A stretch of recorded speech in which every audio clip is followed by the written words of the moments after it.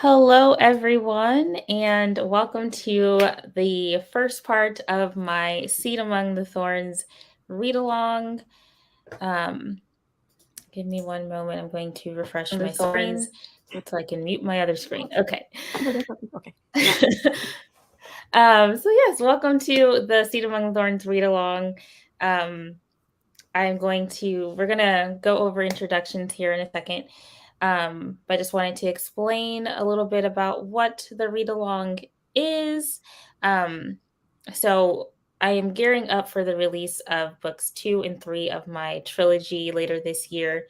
So I wanted to do something to kind of get people excited about the series and talk about the series a little bit.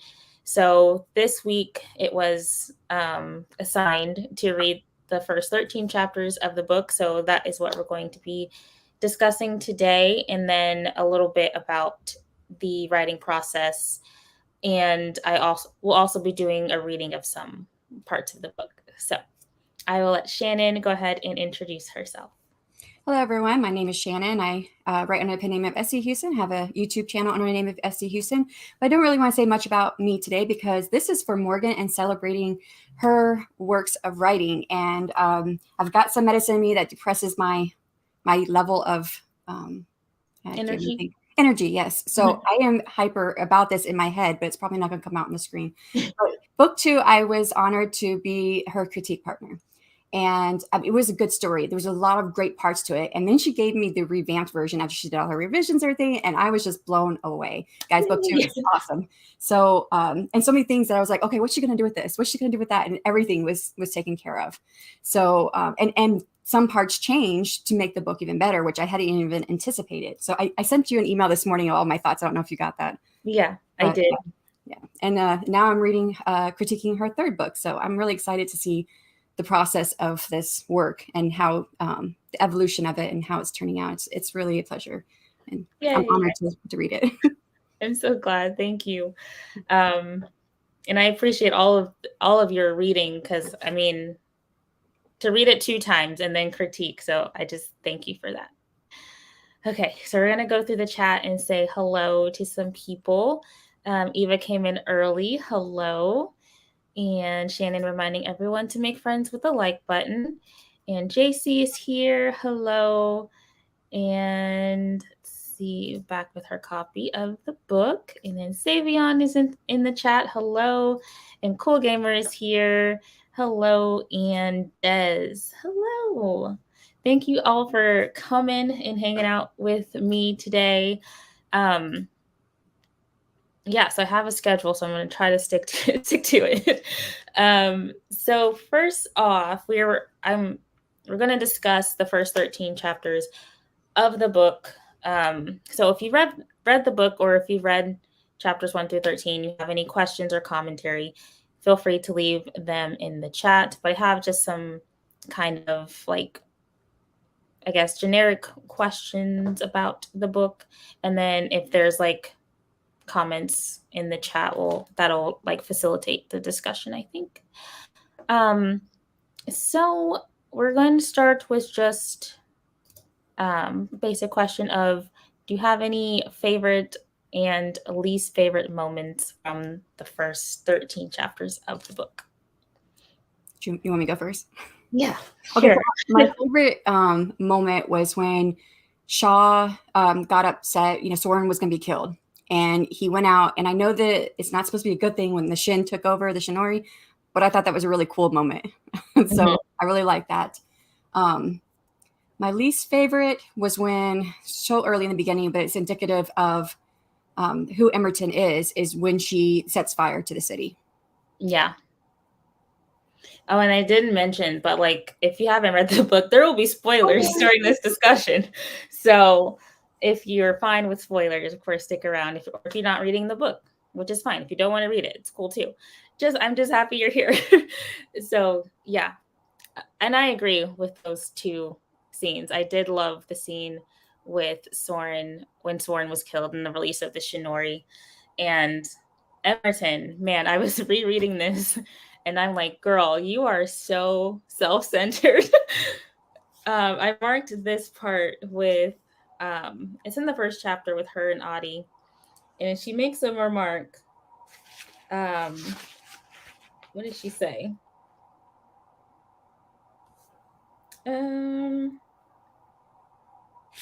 Okay, when she's about to leave to go to the city, and she says, I wonder if Mama knows I've gone. A jolt in my stomach makes me angry. Why should I care if she knows or not? Yes, it could put Audie in danger, but besides that, what right does she have to make me feel guilty for wanting my freedom? And I'm like, she's just like, well, yeah, Audie might die, Yeah. but who cares? And there was, when she was talking with Audie, there was something that he said that, on having read it the first time I read the book, I was like, okay, whatever. But now that I've read the second book and starting the third, I'm like, oh, wow, this is like huge. This is like pointing out. You want me to read it? Yeah. Okay. So Audie says to her, to Emerton, I have dedicated my life to helping you find your freedom by being and doing whatever you needed me to be or do. It's time that you started fighting for it too and letting people in. You don't have to be alone.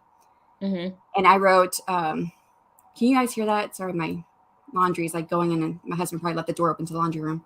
No, that's fine. Okay, it's not showing my whole note. Okay, there. Is that showing me the whole note? I wrote a note on this in the Kindle.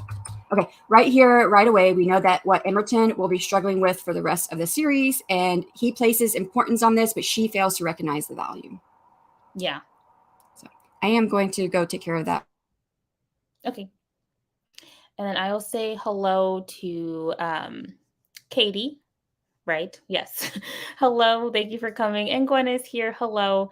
So, yes, if anyone in the chat has read the first part of the book, or if you haven't, I don't know how interesting this discussion will be for you.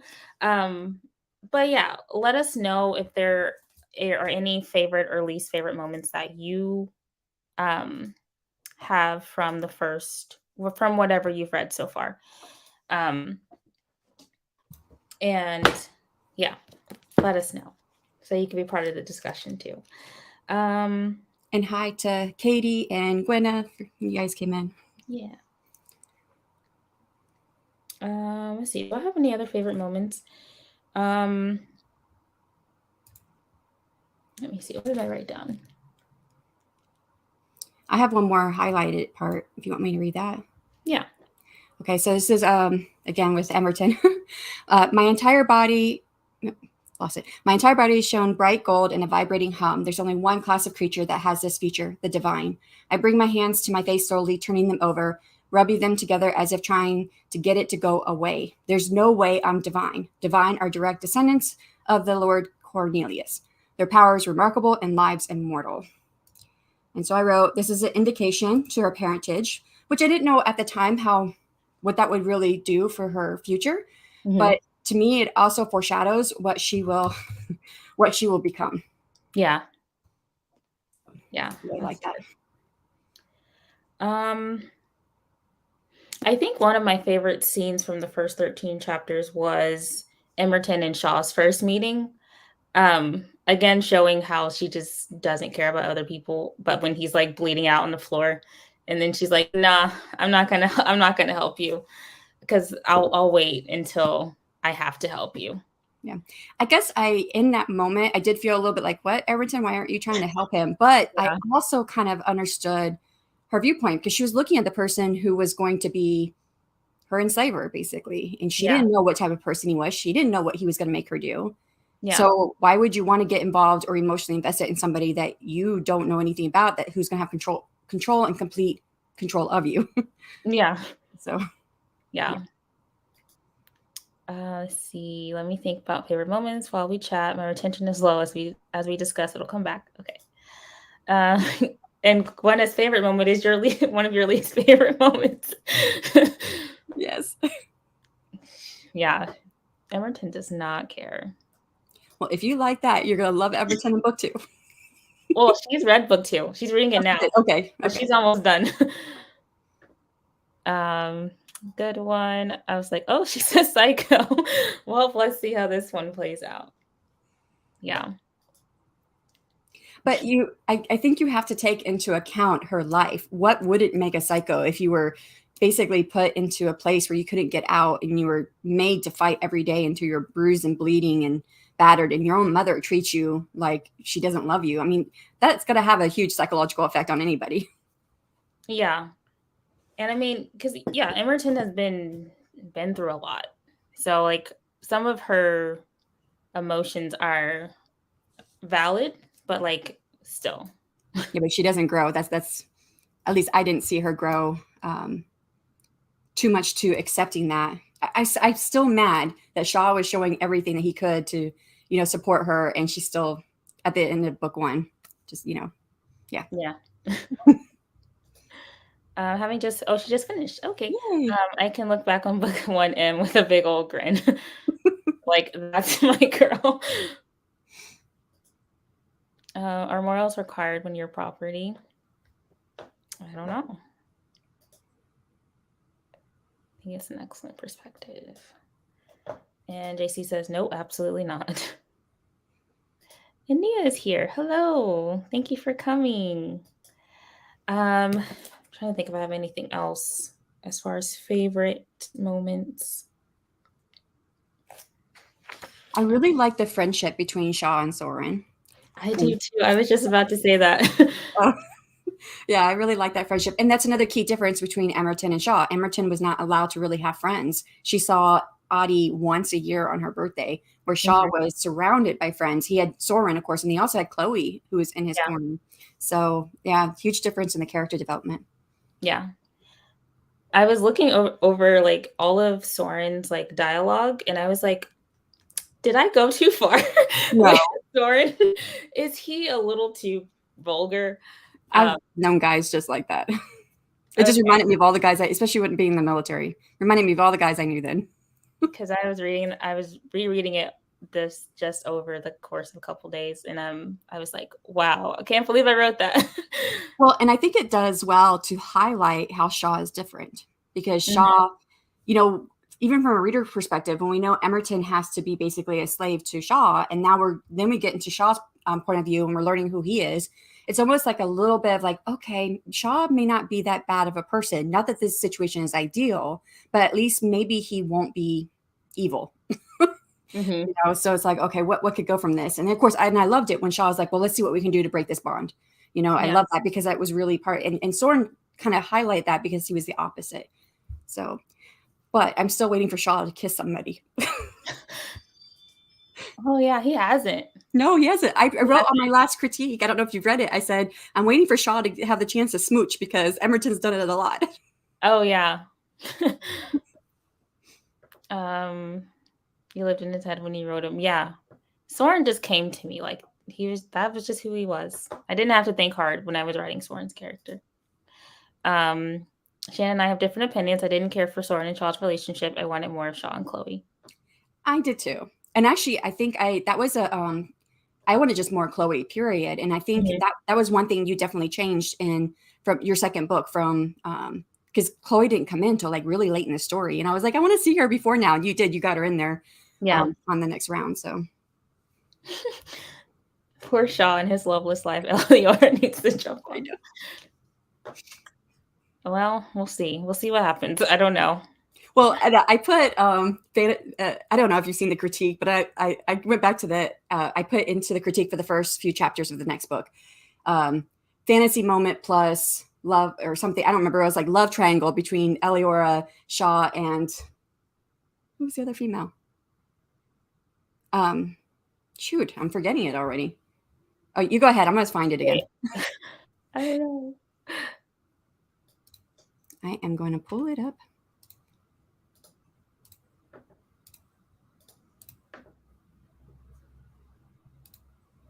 I remember you saying that when I didn't read all the way through the critique yet, but okay. I can't remember who you said. Oh, the new character, right? It was a new character. Oh, the girl that in the marketplace. Yeah. I remember now. Because I think she's interesting. I don't know if she has more of a part in the rest of the story.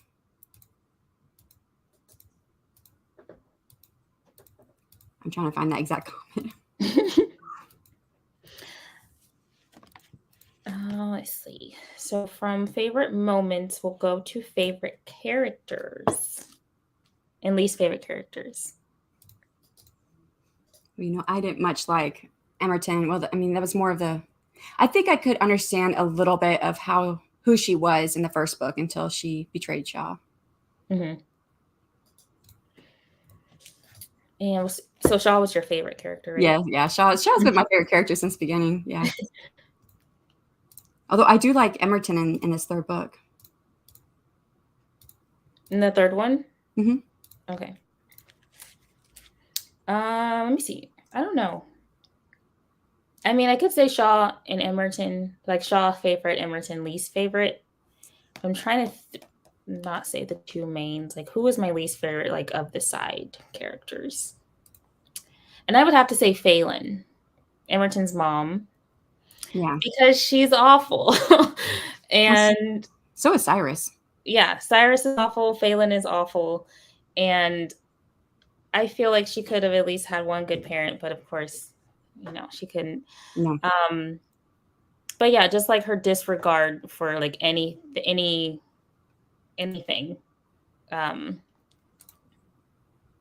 of her daughter, like anything her daughter wanted.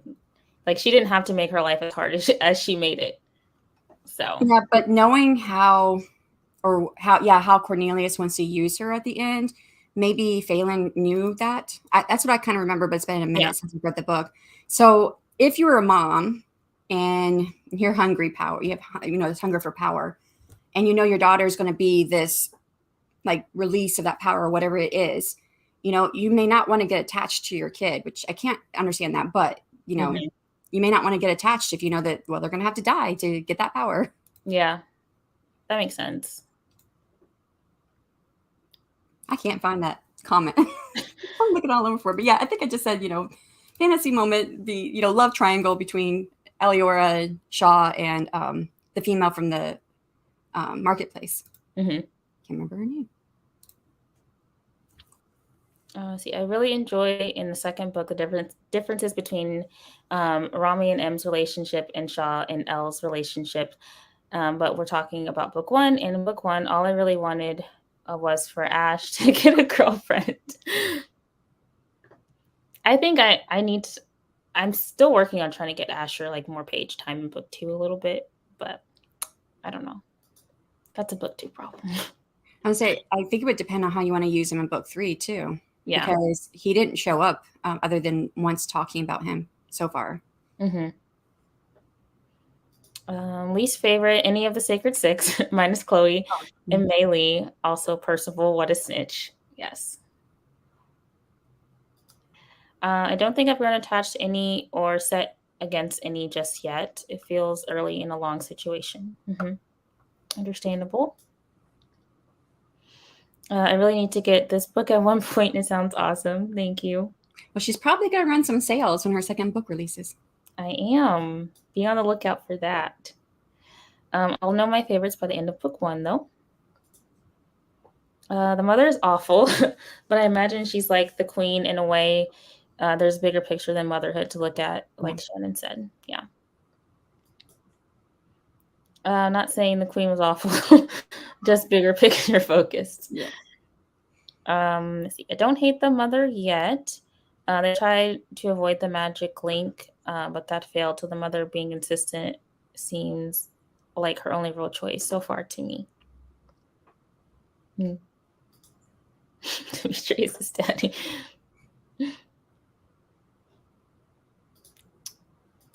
I like Demetrius too, but I think I like him a lot more in book two than I liked him in book one. But I don't know why. Maybe my writing is better. I don't know. Out of the three brothers, he's the one I like the most, if I had to like one. Yeah. Now, Elias was very nice in book two before you revamped him. Yeah. Because I need him to be evil. Yeah, and I saw that's kind of like where you're going toward the end. I was like, I didn't get this from him. He was really nice. And now he's not nice. He's probably the worst of the three of them, in my opinion. Good. That's what I was going for. Let's see. I love a sale. No sale on your TBR is too long for more books. Right. So was mine. Okay. Any more characters or least favorite character or comments about characters? I don't think I had anything. else? Yeah, I don't think I had anything else. Okay, let's see. Any quotes that you had that stuck out? I read both the ones I had. Okay. I didn't mark a lot actually because I didn't have time to finish my reading. Um, let's see. I did mark this one early on in the chapter, in chapter 1, where Phelan was talking to Emerton about like what was going to happen, and she says, "Your life was never mine to sign away." So it kind of goes kind of in what you were saying about Phelan, like not being able to get attached to her daughter because like she was born for a purpose type Yeah. thing. So I was like, I thought that was a cool line. Let's see. Hmm.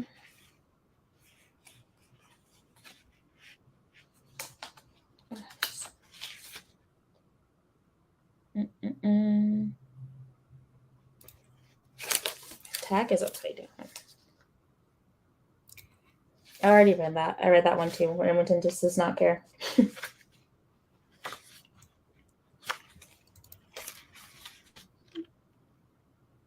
Yeah. I don't know. Can't think of any because I didn't have any prepared. I'll be better prepared next time. So Go ahead. I was gonna say another person that or side character that I really didn't care for was, and I don't know how you say her name, Aphine. Oh, yeah. Because I can't understand how she would choose to make her bloodline a slave to another bloodline just because she Yeah. loved one person. To me, and that's like almost like Phelan in a way. Phelan's being selfish as she wants this power, but she's trying to, yeah, she's trying to get more power. And Mhm. so, yeah, so it seems like, and then Emerton's a bit selfish. I wonder if it just follows in the It's family. just the bloodline. They're just selfish people. Yeah. Hello to Jenna and goodbye to Gwenna. Let's see. Okay. Anything that shocked you or made you mad? So, yes, first time reading through the fact that Soren was killed.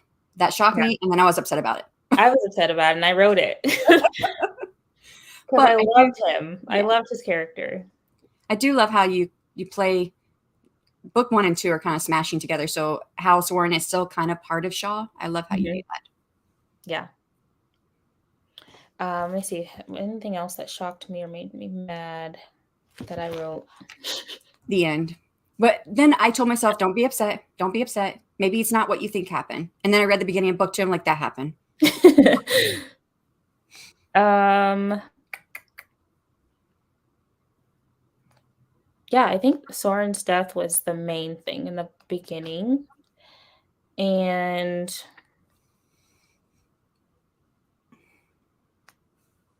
again, just like all of Emerton's choices of like her relationship with Audie. This is more like a writer thing that made me mad about like something I wish I would have done differently was I wish that Audie wouldn't have. I felt like Audie was kind of a disposable character. Like he was just there for Emerton to like trash or like to show like she was not a great person. So I wish I would have gave him more like page time. Which he has a little bit in book 2. I was going to ask you that. Are you planning on bringing him back in book 3? Maybe he has a bigger part there. I don't know. Yeah, I don't know. I feel like I didn't give enough justice or do enough for him. So we'll see what happens. And I'm sorry, JC. R.I.P. Soren. I don't But know. his death sets the tone for the series. Yeah. So it's needed. Reader magnet option, possibly. Short story with him as the lead. Do you want to be in his head as a lead? I don't know. I mean, the way I have him, I he's kind know. of boring. Like he doesn't do anything but like He's just interested in booze and I'm not going to say the other part, but boobs. But he says something different in the book. I think he says it twice. He's like, let me just go get the boobs and the booze and the. Yeah. Yeah, okay. I think Did you that see was that Mama all. Maggie came in? Oh, no, I didn't. Hello. Thank you for coming. Let's see. Anything you wish was different? I don't know, because I wrote it, so I don't think I really wish anything was different. It's already a long book, so Yeah. I don't think it needs to be any different, but I would have loved more Emerton and Shaw page time. Mm. I can agree with that. I feel like as I was reading back through, I feel like, and then Gwenna mentioned this in her one of her comments for book 2, was that it might have needed to be a longer series than a trilogy. And I was like, probably, because like there's a lot of content Yeah. and there's a lot of relationships, there's a lot of characters, and I don't feel like everyone got their due due time. But yeah, that's what I would change as the writer of the book. You could wait 11 years and then revamp everything, make it longer. Yeah. Let's see. What do I have next? And then this is this is more for people who have only read to 13. What predictions would they have? So Eva would probably be the only one who can answer this, or JC, because I think they're still reading.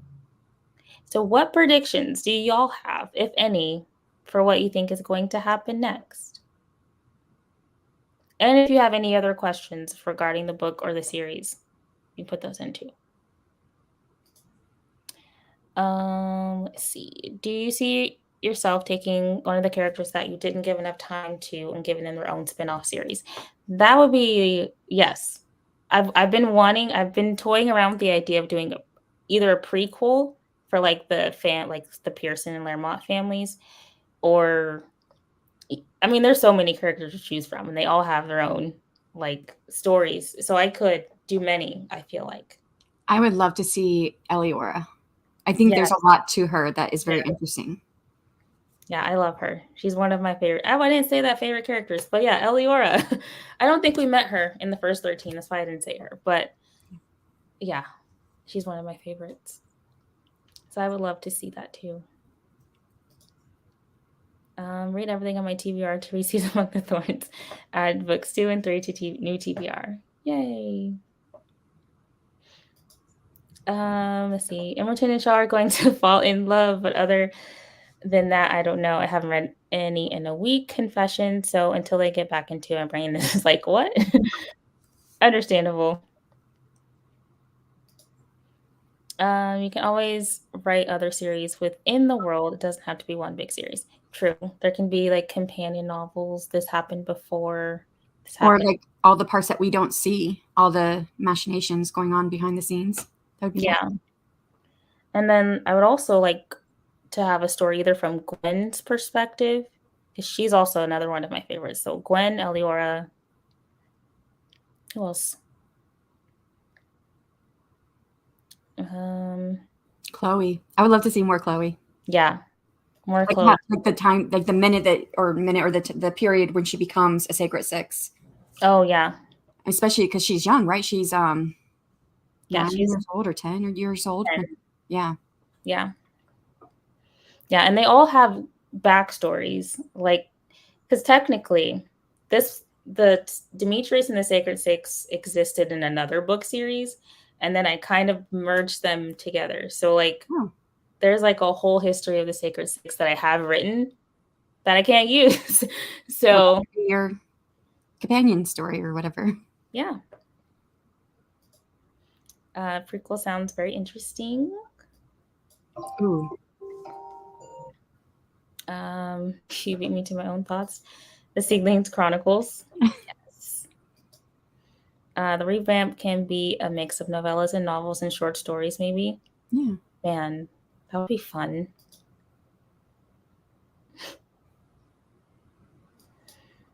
I've not read anything past the first chapter. Don't be mad at me. I'm not mad at you. I'm here for the spoilers and, of course, the support. Thank you. I appreciate your support. Yes. Okay, so now, so we talked about the book. That's all the questions I had about the chapters in particular.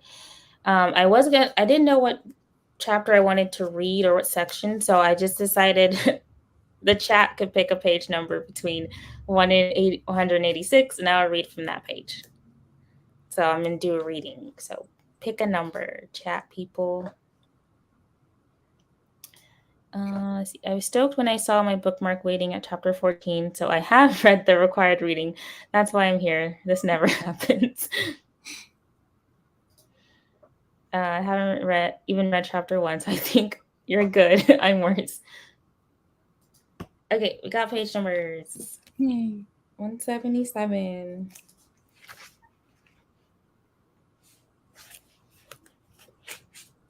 Okay. Whose chapter is this? This is Shaw's chapter. I know I should run, but more blood is coming toward me, and I don't know that I can turn away from it. I throw my head back, staring up at the moon and breathing deeply. A scream right in front of me draws my attention back down. Another man, flanked by a woman with her hands over her mouth, stand in front of me, both gaping at me with the bloody body on the ground. It's as if I've lost all of my reasoning skills or at least control of my body. Move. You need to leave here. But I can't leave them alive, can I? Demon, the woman screams. Before I can make up my mind on what to do with them, the woman takes off at a run down the street, screaming demon as she goes. The man hesitates only for a moment before he takes off running after the woman.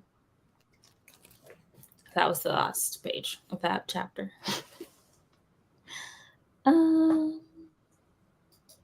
Let's see, you got 69. That was a really good scene to read. Another Shaw chapter, the first page of chapter 6. See, the alarm blares to the academy, causing it to come to life. I stretch my arms over my head, pulling the blankets tighter around me.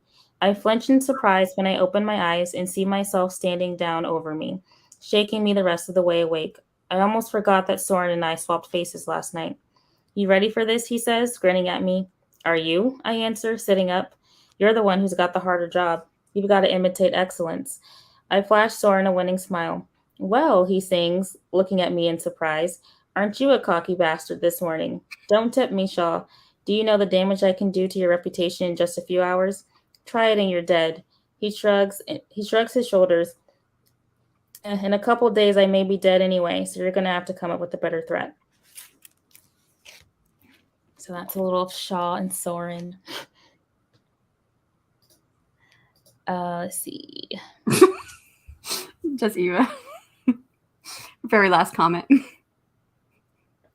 I love that cocky on face 69. I didn't plan that. I'll be working on your CP for the next couple of weeks, so I won't be reading it again for a bit. Let's see. Page 22.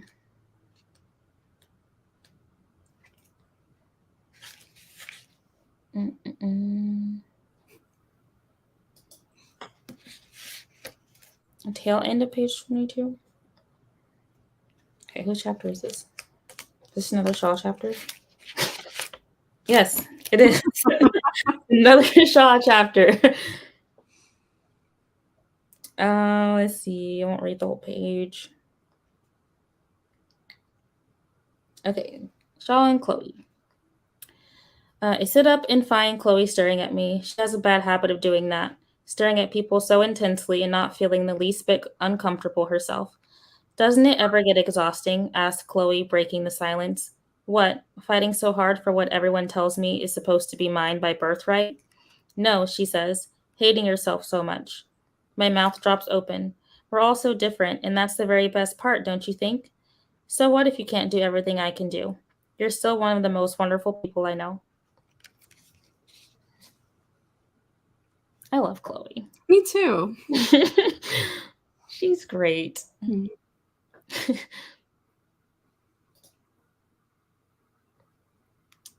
Oh, that's a whole page. I don't know which one it was. Good seed. Thank you. Yay. Let's see. Page 66. We need some Emerton scenes here. Is this Emerton? Okay, this is Emerton. 66. Yay.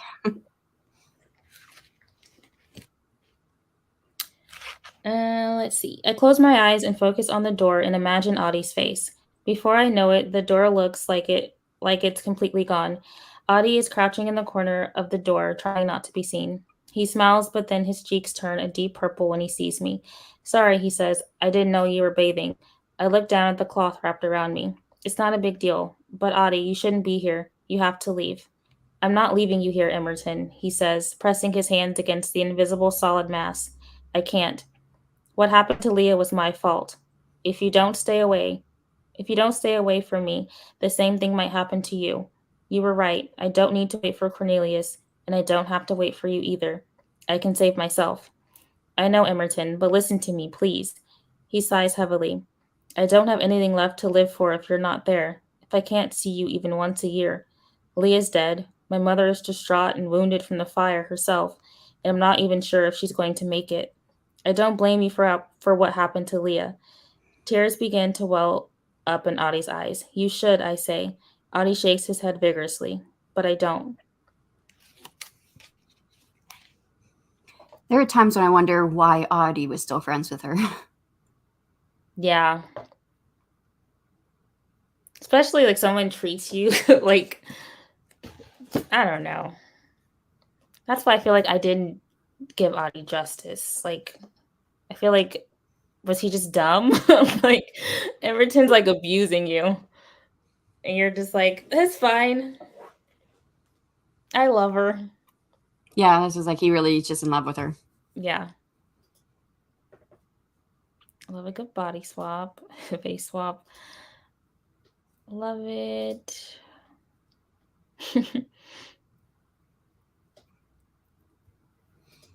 Where's Richard when you need him?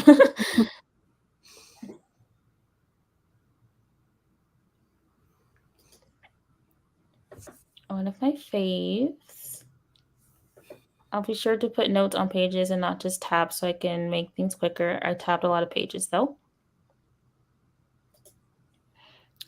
Okay, so I'm not going to like Emerton because the first chapter I thought I was going to like her. No. You might be like Gwenna. You might like her. Yeah, Gwenna likes Emerton. Mm-hmm. And I mean, I okay. I used to hate Emerton, but book one, I was like, Emerton, like, what's wrong with you? I feel like book two, I'm warming up to Emerton because I don't know.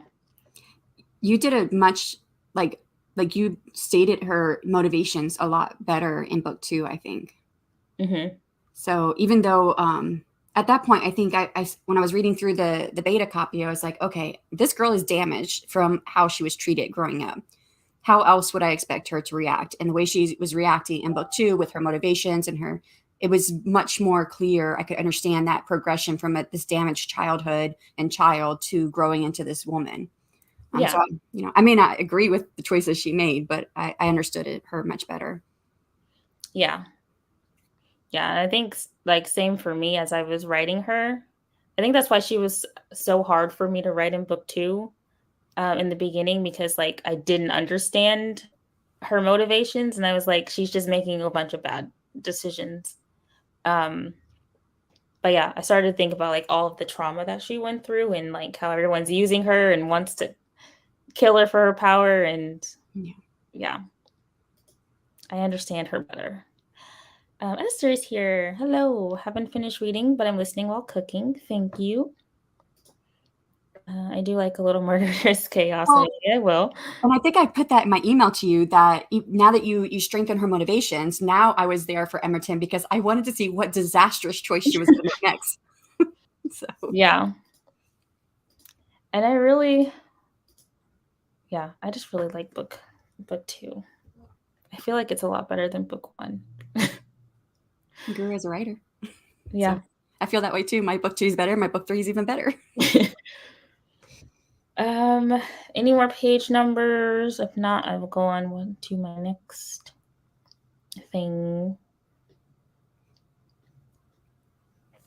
which was just, I was going to ask kind of some author questions, I guess. Let's see. Which ones do I want to ask? I'll ask this one first. How long did it take me to write this book? So the story for Emerton and Shaw started in 2009. Oh, wow. And it was called Bondage back then, and it was contemporary fantasy, like urban fantasy. And the only idea I had was a demon is bound to a witch, and then they have to deal with that. And so that was the original story. But this version, I think I put up a similar version in 2016 on Amazon. And I took it down. I revised it for like from 2019 to 2018 to 2020. And then I re-released it in 2020. So this was a long book, like a long process from like idea to conception or birth. So yeah. If anyone else has any questions. Yeah, I think I remember your answer to this, but because I think we talked about it somewhere, I don't remember where. But for those who may not know, how did you come up with those phrases that what they call epitaphs at the beginning of every chapter? Those are actually Bible scriptures. So again, originally, like the original story was more directly Christian. Like it was like it had a whole, it was like it was would have been labeled Christian fiction because it was like preachy of like evangelizing or whatever. And then I decided to keep those in for the final version because like I try to say like everything I write has some kind of like Christian undertone or message to it. So I wanted to keep those in there because I felt like they kind of act as a kind of a guide for what you're getting in with the chapter. And those took a long time to find, to like, okay, I tried to get like, okay, what is the feeling or the theme of this chapter? And then I like spend hours on the internet searching through Bible scriptures to see which one fit. So like chapter 2 is our ancestors sinned and are no more, and we bear their punishment. So in that chapter, it was mainly like Shaw being lamenting about, you know, his past and his family. So ancestors sinned because like that's the curse of the bond that the Laremonts and the Pearsons have. So yeah, so for my next two books 2 and 3, I have to do that again because I started it, so now I have to finish it. So now I have to find all new scriptures that kind of embody what the chapter is talking about. I was going to ask you that question next. If you were going to do for book 2 and 3. Yeah. So I got to hurry up for that. Well, no. Okay. Well, book 2 is coming out in November and hopefully book 3 in December. So I need to get on that and finish that. So yeah. Let's see. So what made you take it from a Christian fiction book to the fantasy book that it is now? Was there a particular reason you felt you needed to change it? Yeah. I never wanted to write Christian fiction. I am a Christian, but like I didn't want, because I felt like Christian fiction, it had to be a certain way.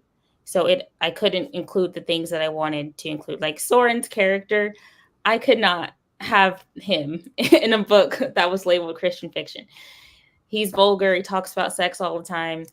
Um, and just like even having like they're not even having like the demon and Shaw like eat drinking blood and eating flesh and like all of that stuff. The message I was getting from like people like in my church and stuff was like that I shouldn't be writing that stuff because I'm a Christian, and which I don't agree with. I don't think that has anything to do with like my faith, like or like my relationship with God, or doesn't mean I'm a bad Christian or whatever.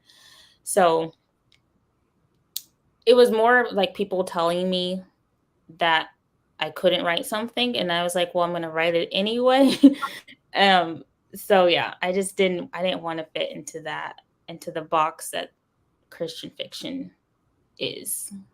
I So went through a similar experience. I was like 9 or 10, and my pastor told me that I should think about writing more Christian stuff and get away from fantasy because that's the devil's work. yeah. Or like someone even told me that even writing fiction was bad because it's lying. And I was like, what? Yeah. Because like there's parables, there's stories in the Bible. Yeah. So what do you mean? So yeah. But I said the same thing. I was like, just because I write about magic doesn't mean I believe in it. Yeah, or even like the fact that I loved Harry Potter, it was like, oh no, that can't do that. Those are real spells. I'm like, well, they don't work because I'm just saying. So yeah, got you. I completely understand that. Are the titles Bible inspired? They are. Because originally I kept a lot of the original like thematic stuff, I guess, from my original story. Um, but yeah, Seed Among Thorns, Seed Among Good Ground is the parable about the seed and the sower. So um forgot what I was gonna say. But yeah, it's they're Bible inspired. It's in from the parable. And you kind of gotta dig deep for the connection. I feel like it's there, but like I don't think you would know unless you're like well versed in the Bible and like looking for it, I think. Um Savian said he said I thought so. So I think he did pick up that connection. okay. Well good. Haters gonna hate, exactly. Because they give a four solids passage vibes. What's four solids? Four? I don't know what you mean by that. I think that's why I can't see myself writing Christian fiction. There's um, too much I want to put in my stories that would not fit in the box. Yeah, murder. Murder. I mean, yeah, I just didn't want to write things that were just, to me, that's boring. Like everything's clean and normal, and I don't know. Yeah. This is so good. Hey, thank you. I've got another question if you Yeah. would. Okay. Was there a character who was like an original draft in the beginning of this book, or one that you maybe toyed with putting in there who never made the cut? Oh, an original character. Let me see. I think the family is mainly the same.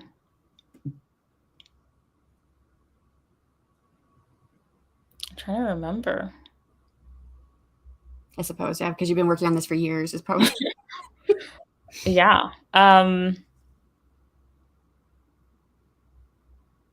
don't know. I don't think so. Um, because I think everyone in Emerton and Shaw's family were in the original one. And Demetrius, like I said, Demetrius, Sacred Six, the whole like God aspect of it was from a different book that I was writing that emerged together. Um, so there's characters from the other book that didn't get in because it didn't make any sense anymore, or like it was too much. Like all the characters that were the backstory for the Sacred Six, like all of those had to be cut because we couldn't see. There was not enough, too much story for one book. Yeah. So yeah, I don't think there's any that I didn't have. Did you know you were always going to kill off Adi's sister? Mm-mm. Hmm. Mm-mm. Adi, I mean, there was a version of him in the original version, but he didn't have a sister or anything. Like that whole thing wasn't going to happen. Because the original one is just it's so like drastically different than it is now, and it was more, I don't know, but yeah, so I always look for stuff like that. I mean, soils. So the passage you said is based on. Oh, okay, yes, soils. Okay, I got it now. I got it. Was there a character or subplot you cut that you might make into his own book later? So yes, we were talking about that earlier. There's lots of characters, probably not any that I cut, but characters that are already in there that I would like to make other stories later. I'm intrigued by the whole backstory of the Sacred Six. I think you could make those like their own little short stories or something, their backgrounds. Yeah, I was thinking that about that because I have stuff written already from my other book, so I could revamp that. That would be interesting. I totally forgot about the what's her name? The one that's the Sacred Six. She's the vampire. Oh, Abby. Abby. I was gonna say Abby, but I didn't think I was right. I totally forgot about that until I reread the. I kind of skimmed through the beginning before coming here live. I was like, "Ooh, I wonder how did that happen? Was she always a vampire? Was she made a vampire? How did that happen?" I was really intrigued by that, and we don't get any more of that, right? Later, Mm-mm. yeah, we don't get any more of it. So I'm really intrigued by that part. Yeah, because that's because their stories are just. I really love their background stories, and I didn't get to tell them, so that's sad. But yeah, if anything, that's what I'll do. A Sacred Six prequel, yes, or even just like or like a little serial, like novella series of just the Sacred Six. And there's a hint in book 2 that is it Mei Lee that may possibly have some type of weird relationship with Demetrius. Mm-hmm. But yeah, and it kind of stops there. You don't go much further with it in that book. So I'm No, curious to see if there's more in book 3, but then I don't know if it serves the plot and what you mean to do. and it doesn't. But I'm trying to hint that Demetrius is a gross person. and, I'll pick that up. and yeah, he has a complicated history with both Maylee and Abby, and like how they came to him and all of that stuff. So much I didn't get to say. Yeah, so I think all that would make great stories. Yeah, Richard is here. Hello. Yay. You missed earlier. She asked for the chat to give page numbers, and I think it was Savion said 69, so she read 69, and the word cocky was on the page. Let's see. Sacred Six Shorts Anthology. Yes.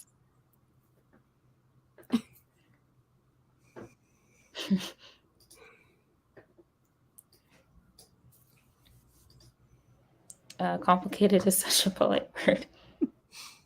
Yeah, it's a complicated relationship.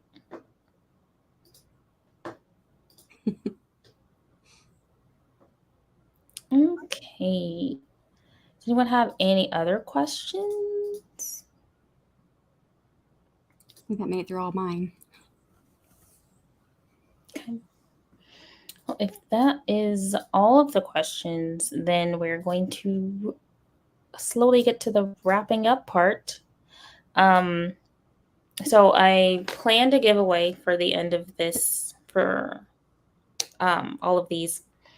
Well, before I get to that, we'll be doing this again next week, but we'll be doing the next section of the book, so chapters 14 to 26, and just chatting a little bit more. I think I might also add in either like some sneak peeks to book 2, or maybe we can talk a little bit about the direction of the series or something. I don't know, something extra. So if you haven't read the book, you can get it and read it. And then we'll chat about the next section of the book where things pick up a little bit. So yeah, and then I'm planning on doing a giveaway. So the giveaway that I'm having for each of these lives is a mystery box of bookish goodies. So they'll include things from myself and other authors, and you won't really know what's in it, but it'll be a box of bookish things, and the prizes won't be sent out until November. And Richard, this is indeed a ripoff. No, I'm just kidding. It's just of her own book. Hey, I gave credit to them, so it's not a ripoff. It's an homage to the Tuber Book Club. It's an homage. Why did it unmute? What happened? Okay.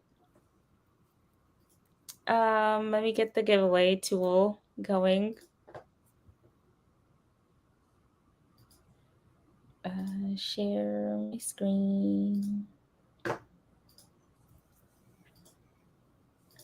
No, not that one. This one.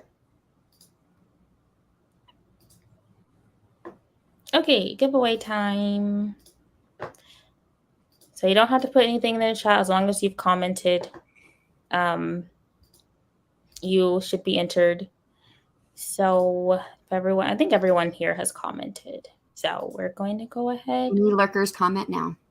Yes. If you want to win, comment. Okay. And we're going to start selecting 7 entries. Let's go.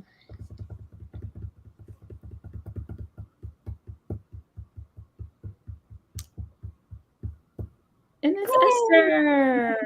Yay. All right. So Esther is the first winner of the giveaway. Let me write that down.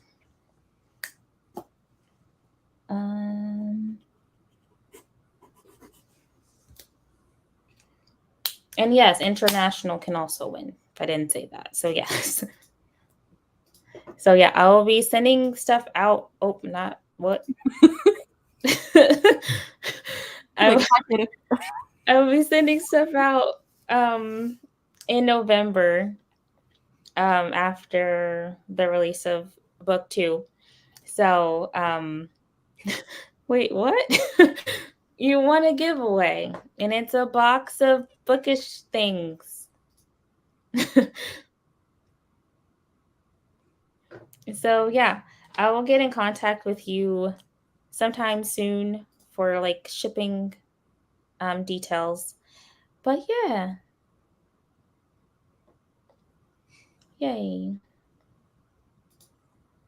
Lots of congratulations. You never won things, and now you win things.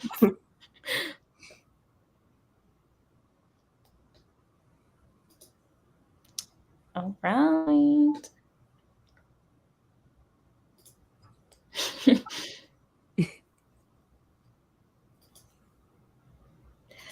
All right. Well, that's everything I've had today, y'all.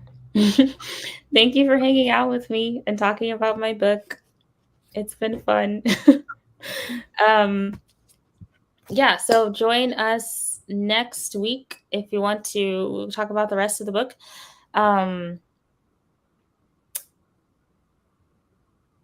Lost my train of thought.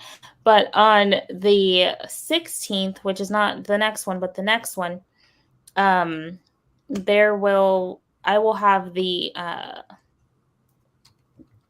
words. I will be showing the book trailer and cover reveal for book 2 and with the release date, and the pre-order link will be there. So in 2 weeks, we'll get the book trailer and the cover reveal for book 2. And what else is coming up? I think that's about it. And if you sign up for my street team, which several of you have in the comments, I will be getting an email out about that too. I've been behind. But yeah, this was fun. Can I plug something real quick? Yes. AuthorTube Secret Santa, doing it again this year. It's open. You can sign up for it. Yes. And in your video, didn't you say there's also electronic? Yeah, e-gifts are available. So if you don't want to give your physical address, you don't have to. And this is really helpful too for those who are overseas. That way, if you're assigned someone who is overseas from you, you can do an e-gift. You don't have to worry about shipping. Cool. Yeah, I didn't sign up last year, but I think I will. I will for this one. Yeah, we talk with Ben Click on Tuesday on Adrian's channel. Yes. I've been more excited to keep reading the book. Yay! All right. Shannon, would you like to do an outro? That's it. Thank you guys for coming and supporting Morgan. It's an awesome book, and we can't wait till the second one comes out. Yay, thank you. There's a street team I want to join. Yeah, I'll write your name down. There's a form. I don't know if it's in the chat or the description. It might be. But I'll write your name down and I can put you on that email list. I don't know social media enough to do street team for anybody. I'll put it in my newsletter. Which I think I already plugged your book in my newsletter when I was doing the second one. I plugged your first one, I think. Oh, okay. Awesome. No, it's not in the chat or the description, but it's okay. I got your name down. All right. We will see y'all around YouTube in different chats or streams. So thank you all for coming, and I'll see you later. Bye. Bye.